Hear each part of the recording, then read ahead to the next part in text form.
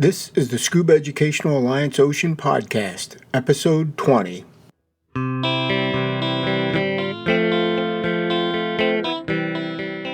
The Scuba Educational Alliance Ocean Podcast is a bi-weekly podcast dedicated to the world of scuba diving, ocean health, sustainability, and fostering a new generation of ocean stewards through diving education.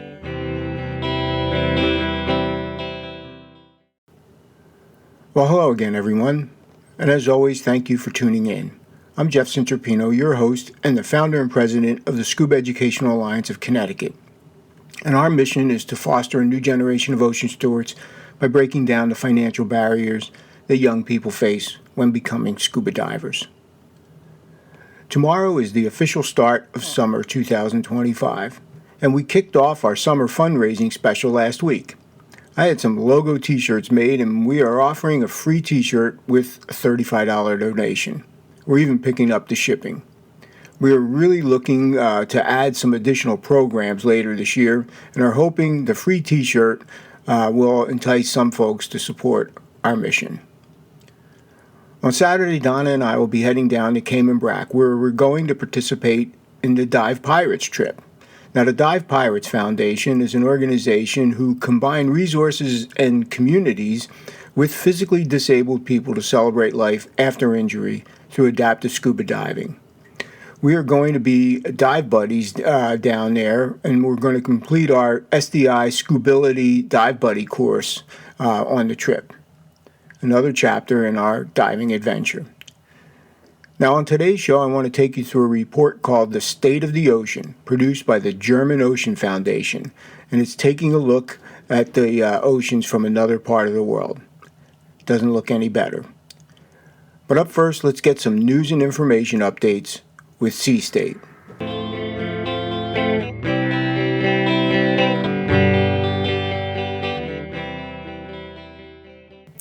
This is Sea State here on the Scuba Educational Alliance Ocean Podcast for Thursday, June 19th, 2025.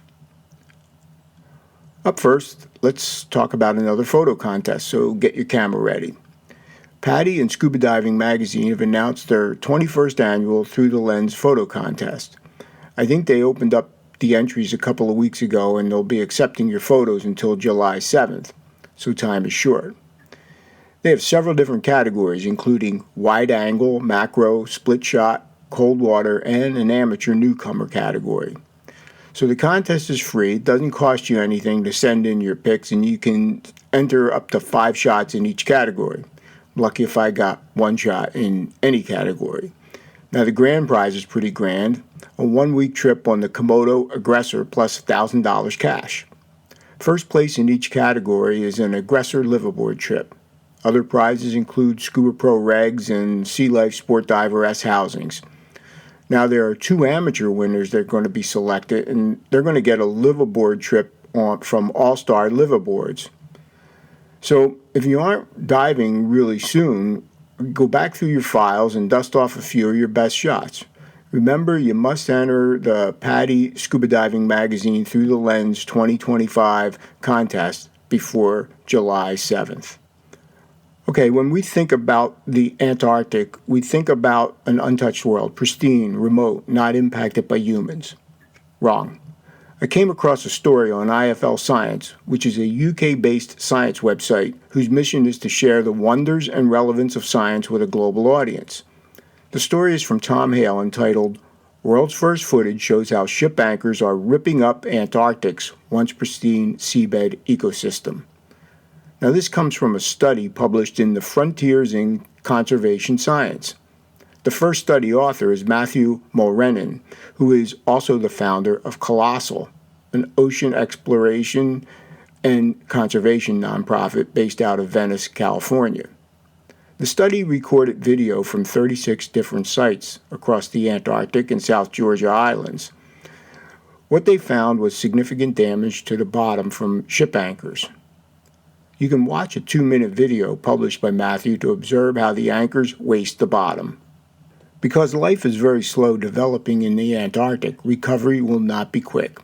So the first step in identifying the issue is done. Now we need to figure out how not to continue this destruction. The second quarter Alert Diver magazine from Divers Alert Network showed up in my mailbox last week, and they just keep packing this publication with great articles. There's an article titled Sea Turtle Summer by Kristen Mazzarella about how the Anna Maria Island Turtle Watch had an exceptional summer 2024.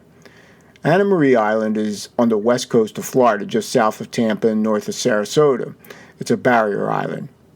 It was great news for the turtles, although hurricanes still pose a major threat. Then, in Dan Was There For Me, the story Elise Christensen tells us about how Dan Insurance is not just for diving. Her ordeal on Mount Kilimanjaro shows how Dan steps in for their members. And then here's an article that resonated with me, or at least brought back memories.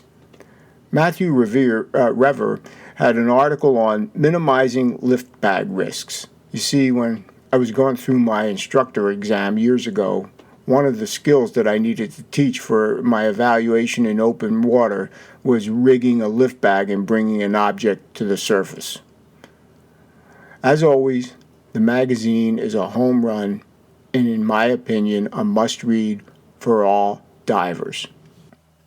I mentioned earlier that the photo contest prizes included Sea Life Sport Diver S smartphone housings. The housing is a new one from Sea Life. The Sport Diver S is a more compact, lightweight housing designed for all iPhones from 10X and up, including all Pro Max. It also fits most Android phones. The color is different. This one is white with blue accents and is constructed of polycarbonate, stainless steel, aluminum, and optical grade glass. The housing is rated to 100 feet, or 30 meters. Now, their website has a comparison between the Sport Diver S and the Sport Diver Ultra. They say the Ultra is for advanced open water and imaging divers, while the Sport Diver S is for the leisure, resort diver, and snorkeler. You can take a look at the comparison before deciding which one is best for you. The price for the Sport Diver S is currently listed at $259.95, while the Sport Diver Ultra comes in at $349.95. One thing you can be sure of is that Sea Life does make great underwater camera gear. You can check out all their stuff at sealife-camera.com. A couple of days ago, I was at the dive shop, Scuba Shack, and I was able to pick up a couple of issues of Scuba Diving magazine. You know, I really like the physical copy of a magazine. I can pick it up whenever I like, thumb through it, and pick out the articles I want to read. For me, digital versions are just not the same. Anyway, I grabbed the May and June editions. The May edition is their annual liveaboard issue. So if you're thinking about an aggressor liveaboard, you can check them all out, or maybe a scuba spa or all-star liveaboard. May also featured the best destinations for wrecks. In the June issue, Drew Richardson's commentary resonated with me. He titled it Past, Present, and Future, and it's about the opportunity to connect with diving history. He talked about the Historical Diving Society and their magazine, the Journal of Diving History. And then he discussed the other diving museums, including Man in the Sea in Panama City, Florida, the History of Diving Museum in Isla Morada, and the Avalon Diving History exhibit on Catalina Island. Scuba Diving Magazine is the official magazine of PADI Club and worth the membership. For sure, the industry needs publications like this to keep divers up to date, informed, and motivated. Well, that's it for this installment of Sea State here on the Scuba Educational Alliance Ocean Podcast.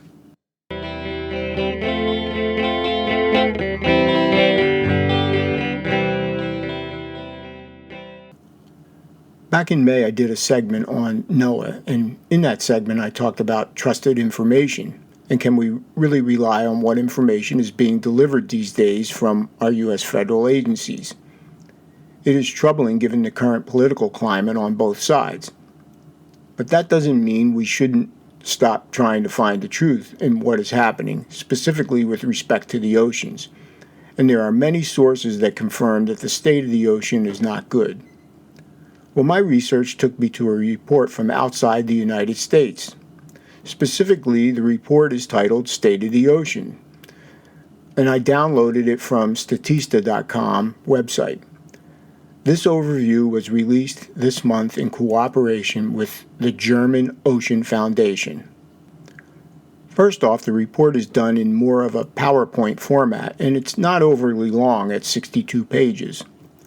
Like all reports, it starts with an executive summary that gives an overview of the value and the threats that face the oceans globally. There are 5 parts to the report. Part 1 is an introduction that discusses the value of the ocean, specifically how fisheries, sea trade, and ocean energy contribute to the global economy. Part 2 presents data and information on the impacts of climate change, while Section 3 is all about marine pollution. Part 4 is interesting as it reviews the Sustainable Development Goals, SDGs for short, specifically SDG 14 for life below water. More on that in a minute, and wraps up with Section 5 on conservation and protection of the marine environments. As I mentioned in Section 1, they provide some economic numbers on how the oceans support the global economy.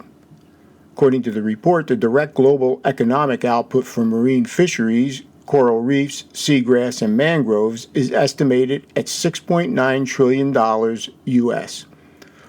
For productive coastlines worldwide, the contribution is at $7.8 trillion. It's interesting to see the graphic for the value of the coastlines depicted as a scuba diver.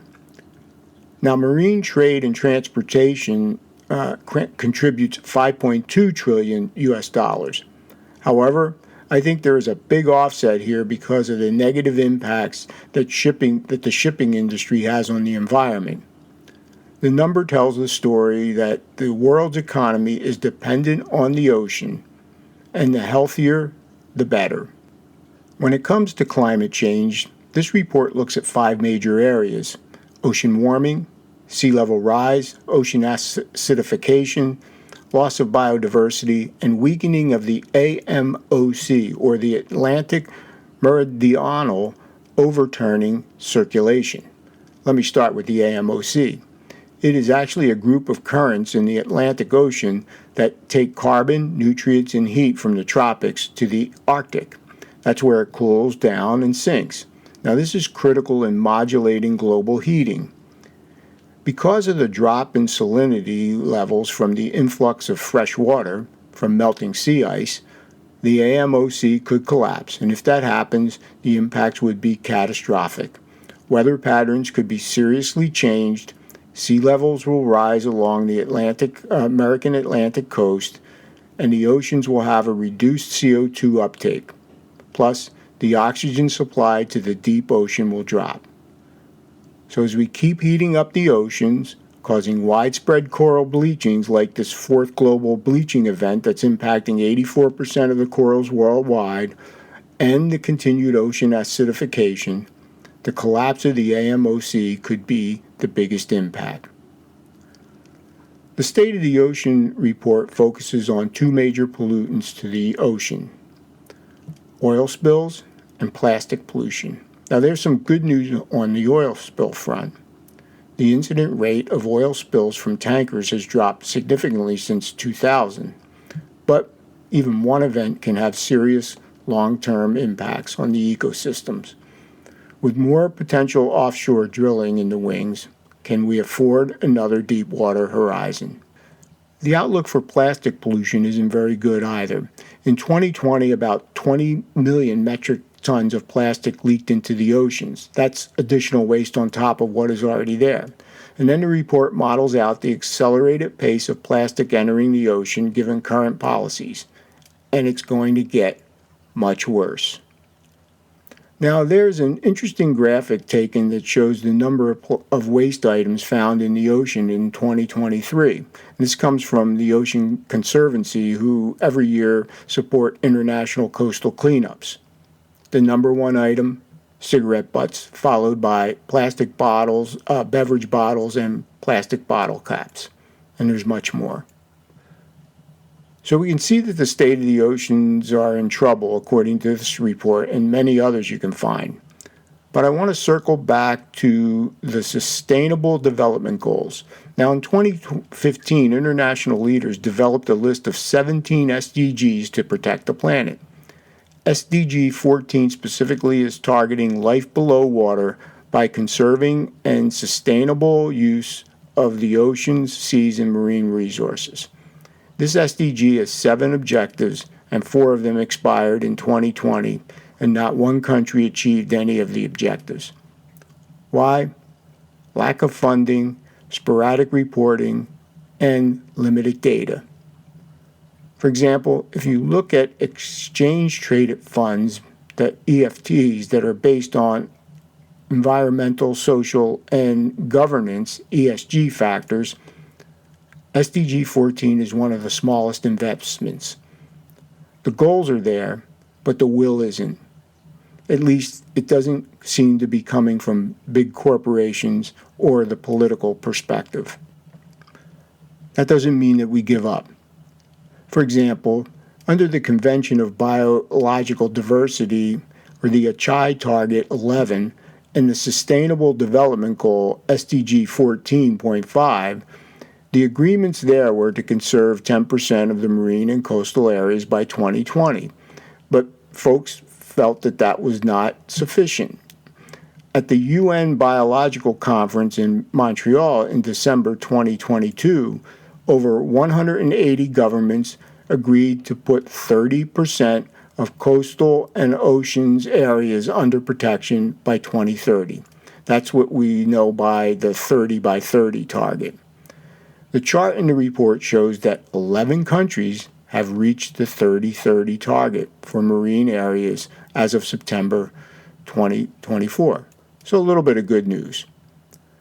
Before the conclusions, the study has a short section called the Expert Deep Dive on how the oceans can help us to remove CO2 from the atmosphere. So that is a bit of a look at the state of the oceans according to the German Ocean Foundation. Now you can download and read a copy online by going to www.statista.com and search for the state of the ocean on their homepage. It's worth a few minutes of your time.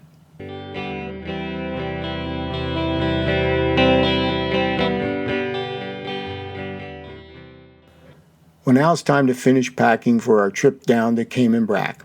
I'm a last-minute packer, but we leave very early Saturday morning, so I want to make sure everything is ready.